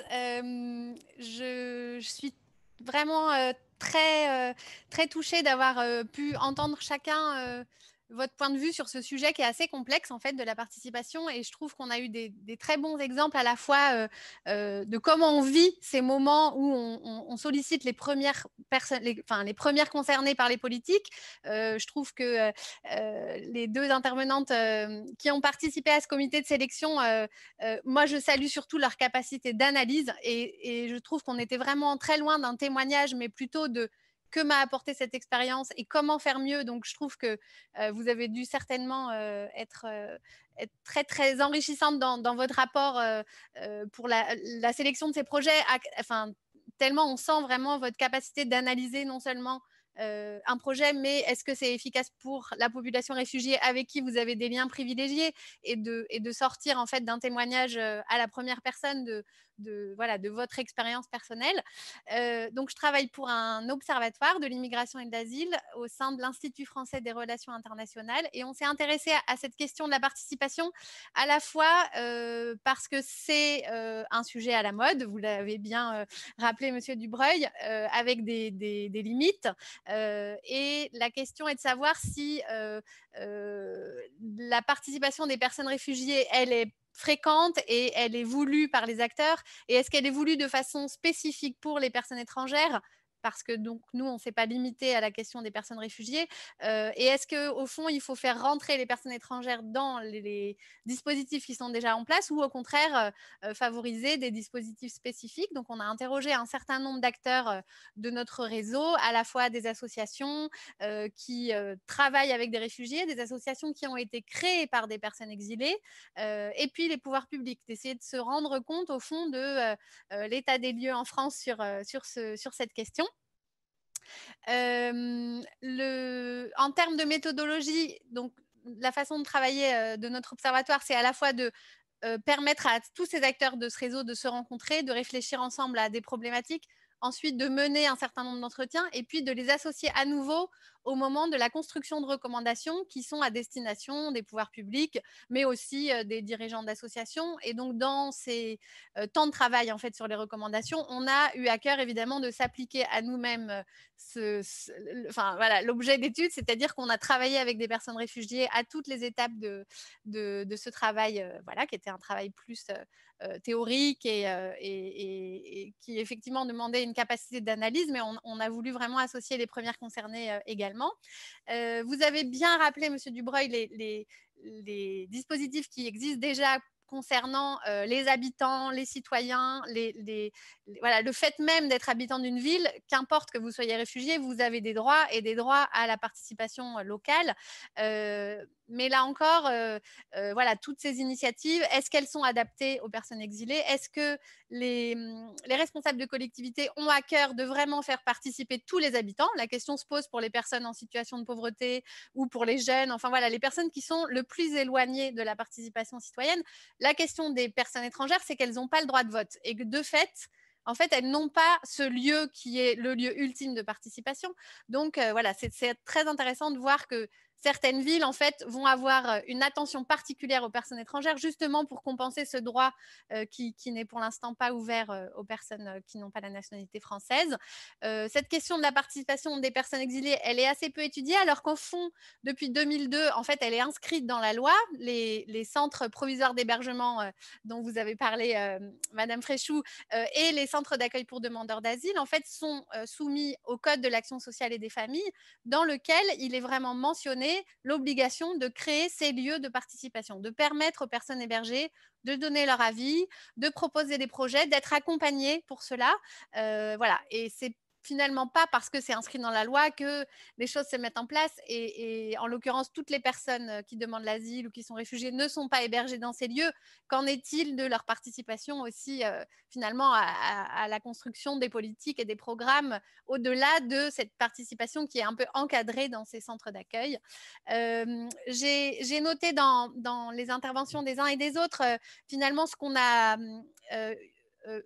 enfin, mis en valeur comme constat de départ, qu'est-ce que les personnes attendent quand elles s'impliquent et quand elles donnent leur avis, quand elles sont consultées. Vous avez très bien dit ça, Madame Adlot, de se sentir utile, de se sentir citoyen, en fond, et d'être solidaire des habitants. Enfin, voilà, je trouve que ça ressortait tout à fait de vouloir, en fait, jouer ce rôle-là, et puis dans un souci d'efficacité aussi, voilà, de se dire qu'en fait, votre expertise, votre expérience personnelle peut servir à d'autres et peut servir au collectif. J'ai aussi noté que cette intervention, elle ne serait efficace que si elle est dans la durée et si elle est accompagnée. Et je pense que ça, voilà, de point de vue des associations, permettre à des gens de devenir citoyens ou de se sentir libres de donner leur avis sur un programme, ça s'accompagne. Alors, dans notre étude, en fait, on a mis en valeur différents niveaux de participation, ce que Céline a déjà un peu rappelé, Madame Schmitt, sur leur étude menée dans le cadre du HCR sur le bénévolat des personnes. Nous, ce qu'on a noté, c'est que au fond, dans certains cadres, on propose juste aux personnes de donner leur avis très ponctuellement. Au fond, ils sont consultés. Alors, c'est toujours mieux que rien. Et au fond, cette démarche d'aller vers, elle est de toute façon intéressante à analyser. Voilà, ces lieux où, en fait, on consulte les gens de façon ponctuelle sur un événement. Et puis, à nouveau, dans quelles conditions on le fait et est-ce qu'on fait de façon régulière? Et est-ce que les gens, finalement, sont satisfaits d'être consultés? Parce que ça veut dire que notre avis compte et qu'il est pris en considération. Après, il y a un deuxième niveau de participation voilà, qui sont des programmes qui sont co-construits. Donc la co-construction, c'est vraiment en fait changer un peu de regard sur les personnes qui sont accueillies, qui sont hébergées dans les associations. Donc il y a des associations qui font le pari de l'égalité, qui considèrent que les gens qui arrivent, ils ont des talents, ils ont des connaissances, ils ont voilà, plein de capacités et que l'objet même de l'association, c'est de construire ensemble des projets. Et ça, je pense que Madame Fréchou, quand vous montez des projets dans votre CPH, vous aviez dit quand on a préparé cette intervention, ben, ça dépend un peu des gens qui arrivent. Et je trouve que c'est très intéressant de dire, ben oui, en fait, les personnes qui arrivent, elles ont des talents très différents. Après, aux travailleurs sociaux, aux équipes de bénévoles, de les mettre en valeur. Ça ne veut pas dire qu'on va faire toujours le même genre de choses avec les personnes, mais partir en fait des envies, des besoins, voilà, des connaissances des personnes qui arrivent de façon pas toujours voulues en France, mais qui sont pleines de talents et de richesses. Le troisième niveau de participation, c'est la gouvernance partagée. Dans certaines structures associatives, au fond, on propose à des personnes réfugiées de participer à des lieux de décision comme les conseils d'administration ou des endroits en fait où on décide des projets. Voilà, ça c'est aussi prendre le pari que on va savoir adapter ces lieux pour que les personnes puissent vraiment donner leur avis, qu'elles ne soient pas dépassées par le format que peuvent prendre dans certaines situations ces réunions.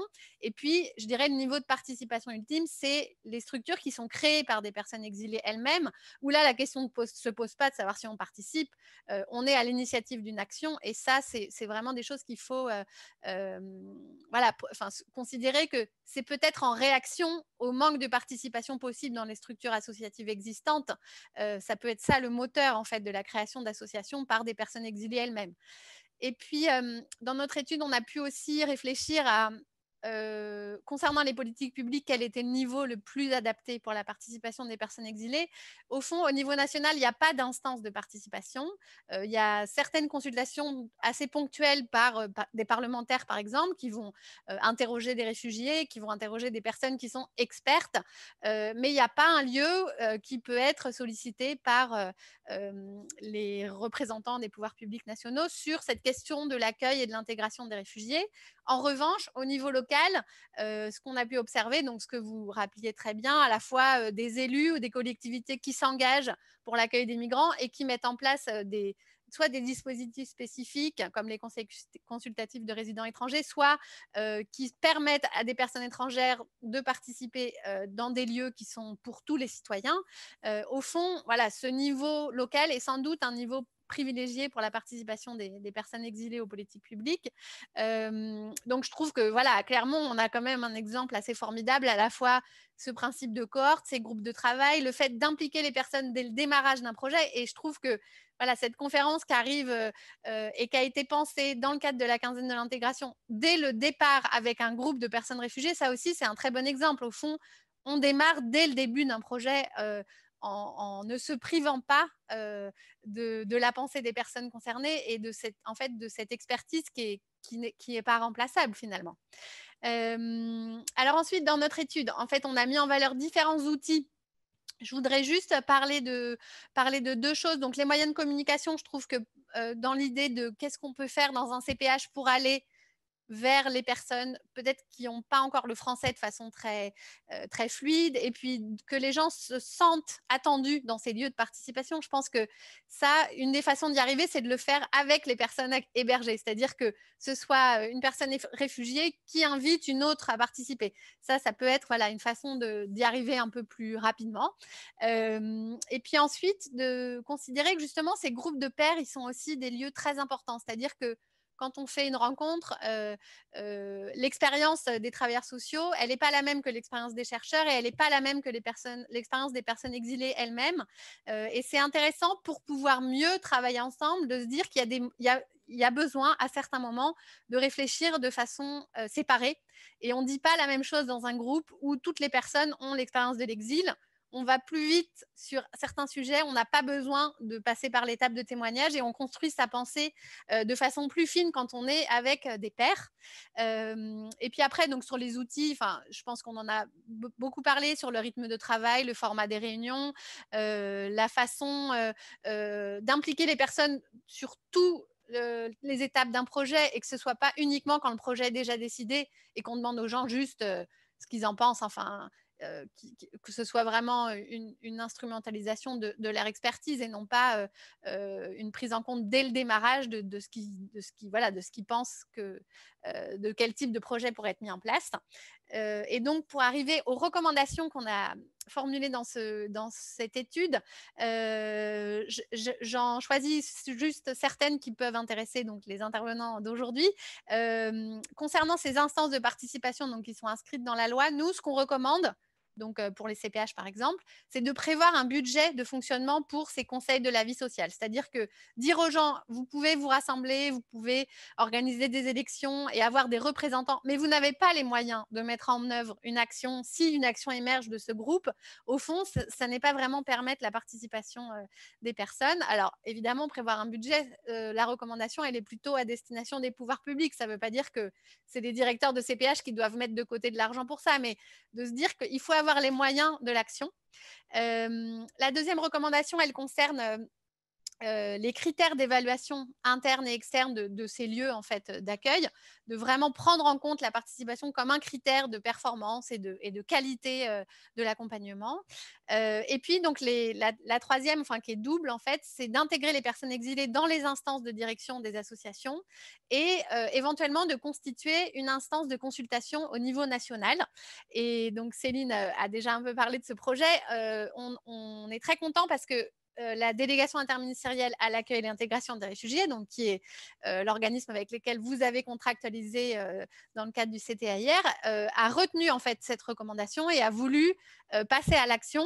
Et donc, on travaille donc, avec le HCR à la constitution d'un groupe de personnes réfugiées qui soit ont créé des associations, soit se sont engagées auprès d'autres, en tout cas sont en lien avec des personnes réfugiées en France et ont un intérêt de construire une analyse sur les politiques publiques d'intégration en France. Et donc, on va constituer une académie, un groupe de 10 personnes à peu près, qui va s'auto-former ou se former auprès d'experts à la prise de parole, au montage de projets, au fonctionnement institutionnel en fait, de l'accueil et de l'intégration en France. Et ensuite, on va permettre à ces 10 personnes d'intégrer non pas une instance supplémentaire, mais des instances de décision qui existent déjà. Ce que vous avez mis en place finalement à Clermont de façon j'allais dire spontanée, mais enfin en tout cas de se dire que toutes ces décisions, elles devaient être pensées avec les personnes. Ce n'est pas le cas dans toutes les structures où on décide soit de la politique, soit où on l'applique. Et donc on va permettre à ces 10 personnes d'intégrer des conseils d'administration d'associations à portée nationale, d'intégrer des jurys de sélection de fondations d'entreprises, par exemple, qui sont aussi un nouvel acteur dans cet écosystème sur l'accueil des réfugiés, de permettre à ce que tous ces lieux soient ouvert et, enfin, voilà, et qu'on facilite la participation des personnes réfugiées à ces lieux décisionnels finalement et de s'assurer que la parole des premiers concernés soit bien entendue dans ces lieux-là.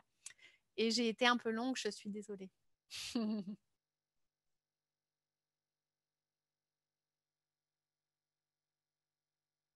Merci pour cette brillante synthèse de votre rapport. Donc, on va passer maintenant, j'allais dire, aux échanges avec la salle, mais plutôt à la salle qui se retrouve derrière les écrans. On a reçu beaucoup de questions, des questions courtes et des questions longues. Donc, comme je vous l'avais dit dès mon introduction, je vais demander aux intervenants de répondre aux questions courtes le plus rapidement possible par 2-3 phrases. Alors, il y avait une question notamment à Madame Dieu, notamment lorsqu'elle a évoqué un petit peu les projets sans doute sur Clermont-Ferrand. Une personne du public voulait en savoir un petit peu plus, peut-être notamment sur les projets retenus dans le cadre du CTAIR, notamment sur la nature des projets retenus. Voilà. Donc, si Madame Dieu pouvait répondre en 2-3 phrases, je pourrais enchaîner ensuite aux 2 ou 3 autres questions. Merci. Oui, alors ces projets, il y en a notamment qui concernent la mobilité. D'autres, c'est vivre sur un territoire, savoir s'y déplacer. Donc, on est toujours en lien sur la mobilité. Un accompagnement socio-éducatif des jeunes parce qu'il a été noté qu'effectivement, quand les jeunes réfugiés moins de 25 ans se retrouvent dans une problématique le RSA, c'est à partir de 25, donc effectivement, quand on n'a pas de moyens, de ressources, c'est extrêmement compliqué. Vivre sur un territoire quand on n'a rien, c'est pas évident parce qu'en attendant qu'on puisse acquérir le minimum de langage, y compris le langage professionnel, qui est quand même un langage spécifique, il faut quand même qu'il y ait un petit peu de temps qui se passe et on est dans l'urgence par rapport à ces jeunes qui n'ont pas de ressources légales. Voilà. L'amélioration de l'accès aux soins, bien évidemment. Un groupe de parentalité tout ça se met en place rapidement. La création d'une structure de soins en santé mentale, c'est quelque chose qui a été remonté fortement aussi.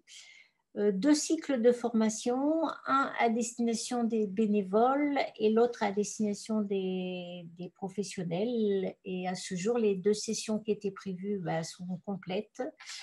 FLE tout-terrain, donc français langue étrangère, porté par le PRIR, un espace d'information sur la culture des réfugiés, raconté par les réfugiés. Et à Fleur de Savoir, c'est une association qui est portée effectivement sur l'alimentation. Voilà, en gros, ce qui est prévu dans un premier temps. La seule chose que je peux dire, c'est effectivement, compte tenu le nombre de dossiers qui étaient déposés, on se doute qu'il y ait effectivement des acteurs qui ont été beaucoup dans la frustration, mais bon, on espère bien évidemment que le CTIR va être reconduit et qu'effectivement, il y aura forcément, j'espère, d'autres budgets de façon à qu'on puisse monter tous les projets. J'ai bien retenu qu'il y avait le lien avec l'emploi et la formation était quelque chose qui était très attendu, qu'on puisse élargir la cohorte. Bien évidemment, tout ça, nous l'entendons et bien évidemment, les 13 projets qui ont été retenus sont que le début. On va monter en puissance au fil du temps parce qu'il y a beaucoup de choses à faire et à améliorer, bien sûr.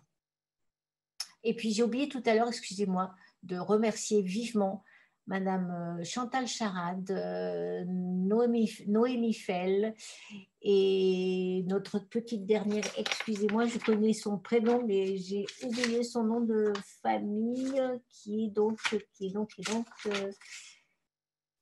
Natacha Piguet, voilà, excusez-moi, qui ont fait un travail remarquable pour tout, depuis le début de cette contractualisation, mais également sur cette quinzaine et notamment pour l'organisation de ce soir qui, à mon sens, est extrêmement riche et va nous permettre de se porter mieux dans les mois qui viennent. Voilà, je vous remercie.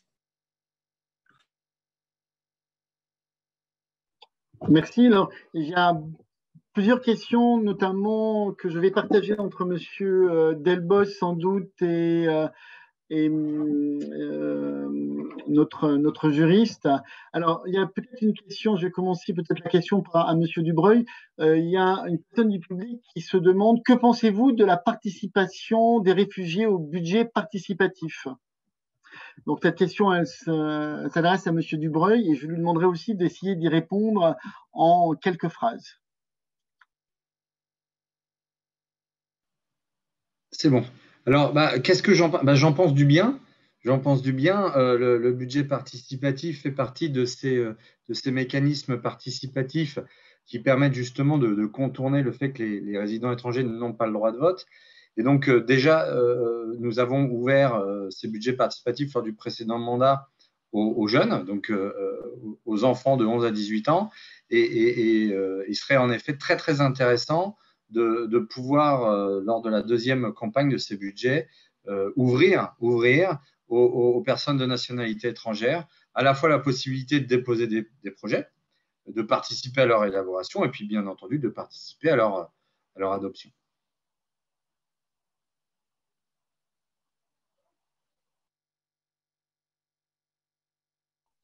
Alors, une question peut-être à Laurent Delbos. On parle d'intégration et de participation des réfugiés dans la vie des territoires, mais la question que je me pose, est-ce que les réfugiés peuvent contribuer à la décision publique?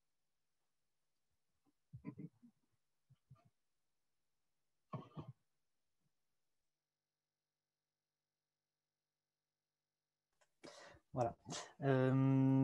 Alors, c'est globalement la réponse. Si la question, c'est savoir s'ils peuvent être élus pour décider. Généralement, pour être élu, il faut être citoyen français. Donc, les réfugiés ont les droits qui sont très proches de ceux d'un citoyen français, à l'exception justement de ce droit de vote et de cette capacité à être élu, parce que ça reste des citoyens étrangers. J'en profite juste parce que je vois qu'il y a des questions aussi sur je pensais que c'était la question sur le chat à laquelle vous vouliez que je réponde, parce qu'il y a des interrogations aussi sur le lien entre l'intégration qui pourrait se travailler dès la phase de demande d'asile et l'intégration en tant que réfugié. Et c'est vrai qu'il y a des remarques qui sont assez justes sur le chat aujourd'hui, sur les politiques publiques. C'est ce que je disais en introduction, la politique d'intégration, on la conçoit uniquement quand la personne a obtenu une protection, et l'intégration est assez peu réfléchie effectivement avant que les personnes obtiennent une protection. Et pourquoi cela? Parce que la logique des pouvoirs publics est de se dire le statut de demande d'asile est un statut temporaire, les personnes doivent repartir dès qu'elles sont déboutées, et les personnes déboutées, ça va concerner 6 personnes sur 10 qui demandent l'asile aujourd'hui vont être déboutées. Donc, il faut en gros presque faire le maximum pour que ces personnes ne s'insèrent pas pendant la phase de demande d'asile. C'est un peu la logique des pouvoirs publics, parce que si les personnes s'insèrent trop, on aura du mal à les éloigner quand elles seront déboutées. Et malheureusement, c'est vrai que cette logique-là, ça crée un obstacle important pour les personnes quand elles obtiennent le statut de réfugié, puisqu'il n'y a rien ou très peu de choses qui ont été faites avant, puisque même la base qui est l'apprentissage de la langue, par exemple, ce n'est pas prévu aujourd'hui dans les cahiers des charges des dispositifs d'accompagnement pour demandeurs d'asile. Les cahiers des charges des CADA ou des lieux d'hébergement d'urgence ou des plateformes d'accueil pour demandeurs d'asile, il n'est pas prévu qu'on apprenne la langue aux personnes. Donc, il y a des personnes qui sont en demande d'asile pendant 6 mois, 1 an, 2 ans parfois. Les demandes d'asile durent encore longtemps et qui n'avancent pas sur l'intégration. Donc, du coup, tout est à faire quand ils ont le statut de réfugié. Donc, c'est vrai que ça ne facilite pas les choses. Et pour terminer là-dessus, je voudrais juste signaler qu'il y a un rapport parlementaire qui a été produit il y a quelques jours là, sur ce sujet, sur la question de l'insertion professionnelle, et qui vient plutôt plaider pour… enfin, en tout cas, il y a 2 parlementaires, dont une vient plutôt plaider sur la question d'ouvrir davantage, notamment le droit au travail, aux demandeurs d'asile, puisqu'aujourd'hui, c'est aussi un enjeu. Hein, les demandeurs d'asile n'ont pas le droit de travailler, ou en tout cas quasiment pas, à part quelques rares exceptions que je ne vais pas développer ici, mais globalement, ils n'ont pas le droit de travailler. Donc, voilà, il y a en tout cas un rapport récent qui vient proposer d'avoir une autre logique, justement, et de travailler l'intégration dès le statut de réfugié. Je vais mettre le lien de ce rapport dans le chat.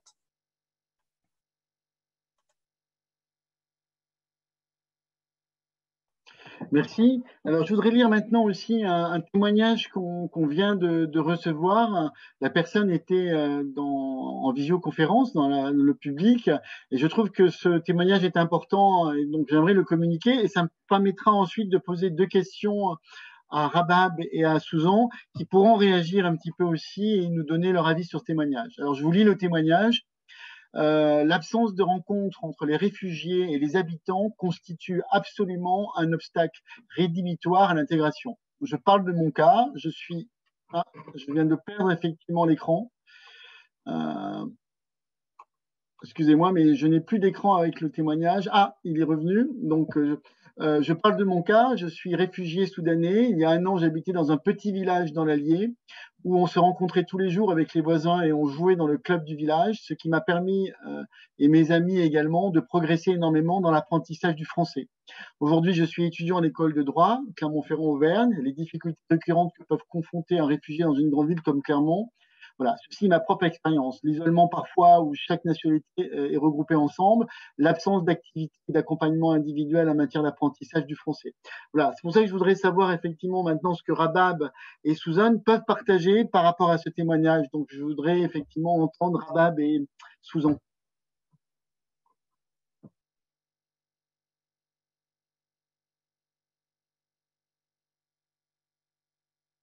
D'accord. En fait, oui, c'est un problème très important qui empêche l'intégration des réfugiés, parce que c'est pas facile, c'est pas et il faut d'abord parler la langue couramment pour être capable d'avoir des amis, de communiquer avec les gens. Et c'est en fait c'est une chose qu'il faut le faire réciproquement. Il faut que les réfugiés essayent de rencontrer les gens, et aussi les Français. C'est un problème que je ne peux pas dire que non. Mais par rapport à mon expérience, non. Moi, j'ai des amis, et ça se passe bien pour moi, parce que moi, je travaille.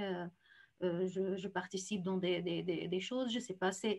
Chacun a son expérience, et parfois c'est difficile, parfois c'est moins difficile, donc ça dépend. Mais c'est quelque chose qui est difficile, faire le lien avec les habitants, parce que chacun, quand on est dans notre pays, on a des amis, on a les gens qu'on connaît, et donc on n'a pas besoin d'avoir plus d'amis.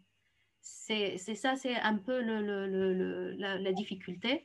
Donc, oui, je suis tout à fait d'accord avec lui. C'est important de trouver d'autres projets où on peut mettre les gens en contact, je ne sais pas, par rapport des projets d'accompagnement comme les projets qu'on a proposés à la mairie.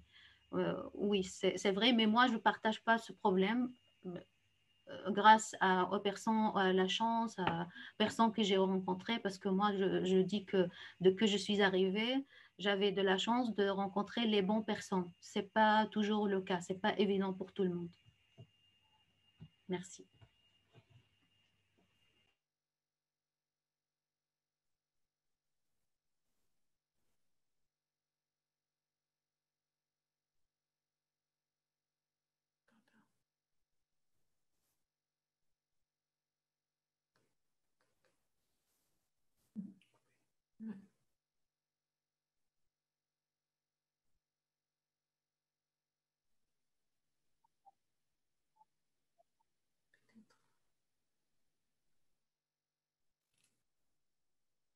Internet.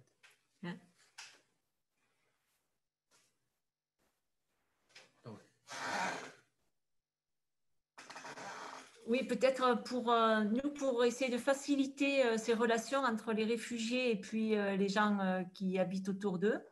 On avait organisé des repas pour échanger.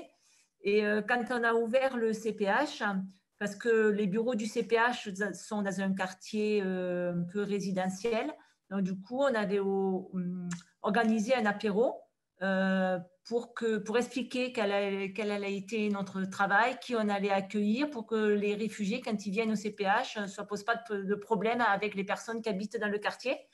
Et depuis 2017, c'est vrai que ça se passe très bien. Il y a certains voisins qui viennent discuter avec les réfugiés. Et comme c'est des appartements diffus, s'il y a eu des problèmes, ben on a fait ça, on est allé rencontrer les voisins, on a présenté les personnes. Et c'est vrai que c'est à travers les clubs de sport, les stages qu'ils font en entreprise. Et quand ils travaillent, ben c'est là qu'ils arrivent à créer du lien avec les personnes qu'ils rencontrent hors leur communauté. Et les clubs de sport aussi.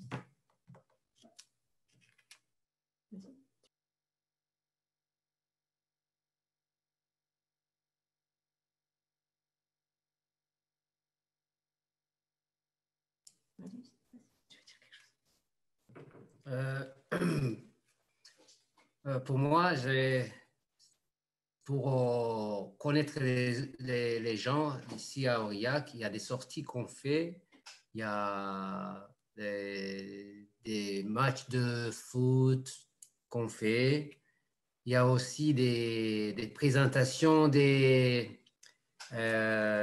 culturelles de la semaine interculturelle. Donc là, on voit les gens, on parle avec, et puis on se crée des amis. Merci. Je crois que c'est à mon tour d'essayer de répondre aussi, de partager en fait voilà, mon avis. Donc, ce qui peut être en fait voilà, des projets qui peuvent faciliter la rencontre. En fait, je cite le projet qui a été retenu même dans le cadre du CTA hier. En fait, le service civique, par exemple, pour les jeunes, en fait, être un Français avec un réfugié pour faire en fait le service civique, c'était une belle un beau projet en fait pour comme ça en fait on est en contact en permanence avec voilà quelqu'un de la société d'accueil et voilà on peut partager plus les expériences etc.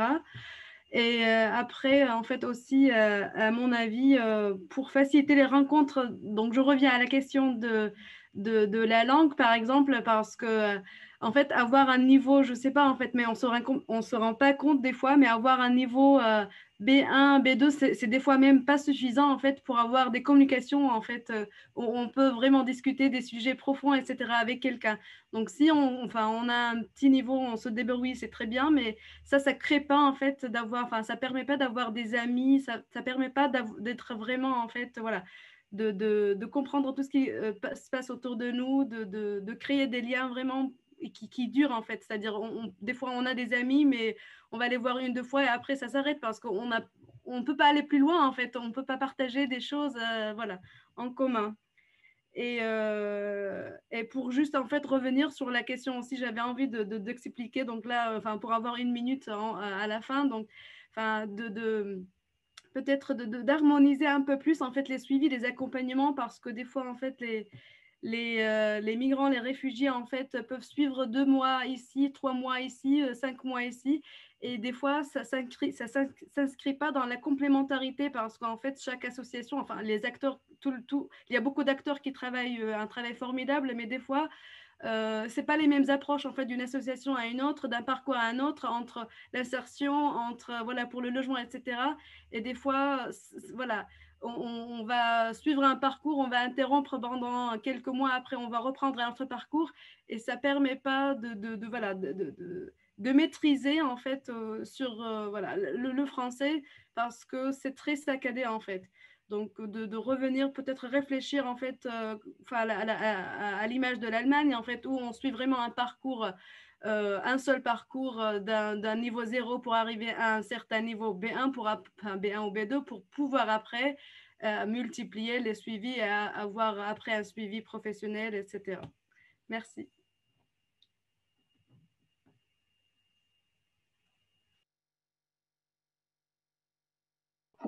Bon, merci à tous, merci à tous les intervenants pour ce remarquable travail d'intervention.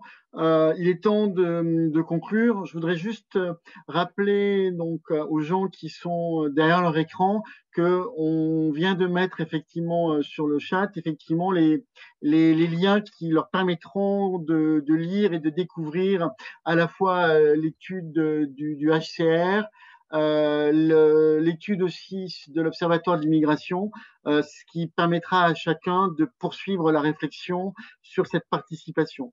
Voilà, merci en tout cas pour la préparation à cette vidéoconférence.